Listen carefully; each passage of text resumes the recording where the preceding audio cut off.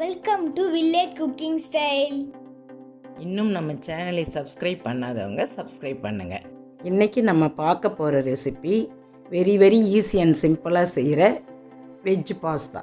வாங்க அதுக்கு தேவையான பொருட்கள் என்னென்னு பார்க்கலாம். இங்கே நான் ஒரு மீடியம் சைஸ் வெங்காயம் எடுத்து சின்ன பீசஸாக கட் பண்ணியிருக்கேன். ஒரு மீடியம் சைஸ் கேப்சிகம் எடுத்து சின்ன பீசஸாக கட் பண்ணியிருக்கேன். ஒரு கேரட் எடுத்து கட் பண்ணி வச்சுருக்கேன். 2 தக்காளி எடுத்து பெரிய பீசஸாக கட் பண்ணியிருக்கேன். 1/2 லெமன் வச்சுருக்கேன். ஏன்னா தக்காளி பெரிய பீசஸாக இருந்தால் நம்ம அதை கிரைண்ட் தான் பண்ண போகிறோம். 100 கிராம் அளவுக்கு பாஸ்தா எடுத்து வச்சுருக்கேன். இஞ்சி பூண்டு விழுது 1 ஸ்பூன் வச்சுருக்கேன். Garam masala 1/4 spoon, Kashmiri chilli 1/4 spoon, chilli powder 1/2 spoon, பட்டாணி ஒரு பவுலில் கொஞ்சம் வாஷ் பண்ணி எடுத்து வச்சுருக்கேன்.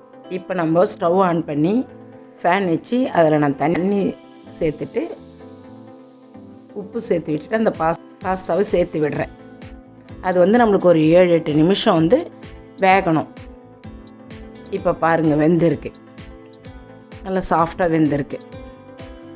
இப்போ மறுபடியும் நான் ஸ்டவ்வில் ஃபேன் வச்சு ஆயில் சேர்த்துட்டு இஞ்சி பூண்டு விழுது சேர்க்குறேன்.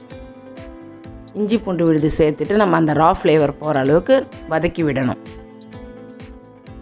வதக்கி விட்டுட்டு வெங்காயம் சேர்த்து மறுபடியும் வதக்கணும். திரும்ப நம்ம எடுத்து வச்சோம் இல்லைங்களா, அந்த கேரட்டு கேப்சிகமும் சேர்த்து வதக்கி விடுறேன். பச்சை பட்டாணியும் சேர்த்து கொஞ்சம் நேரம் நல்லா வதக்கி விடணும்.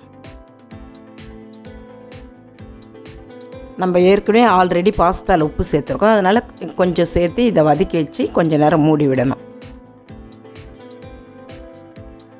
உப்பு கொஞ்சம் சேர்த்து வதக்கி விட்டு மூடி வச்சுட்டு திரும்ப நம்ம எடுத்து வச்ச அந்த மசாலாவெல்லாம் சேர்த்து விடணும். Chilli powder, garam masala, Kashmiri chilli எல்லாம் சேர்த்துட்டு கொஞ்சம் மஞ்சள் பொடி சேர்த்து வதக்கணும். நல்லா எல்லாம் மிக்ஸ் ஆகி வதங்கின பிறகு நம்ம பாஸ்தா எடுத்து வச்சோம் இல்லைங்களா, அதை ஃபில்டர் பண்ணிவிட்டு இதில் போட்டு நம்ம கிளறி விடணும்.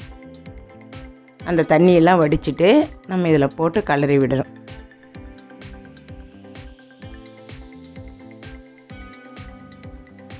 தக்காளி கட் பண்ணி வச்சுருந்தோம் இல்லைங்களா, அதை நம்ம மிக்சியில் போட்டு நல்லா கிரைண்ட் பண்ணிவிட்டு அதையும் சேர்த்து விட்டு வதக்கணும்.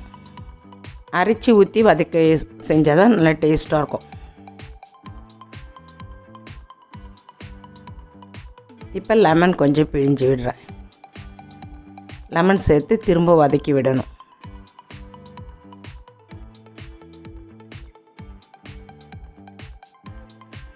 இப்போ நம்ம மல்லித்தழை தூவி சர்வ் பண்ண வேண்டியதுதான்.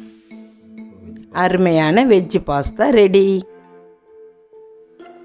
இந்த வீடியோ உங்களுக்கு பிடிச்சிருந்தா லைக் பண்ணுங்கள், கமெண்ட் பண்ணுங்கள், மறக்காமல் உங்கள் ஃப்ரெண்ட்ஸுங்களுக்கு ஷேர் பண்ணுங்கள். இன்னும் நம்ம சேனலை சப்ஸ்கிரைப் பண்ணாதவங்க சப்ஸ்கிரைப் பண்ணுங்கள். தேங்க்யூ.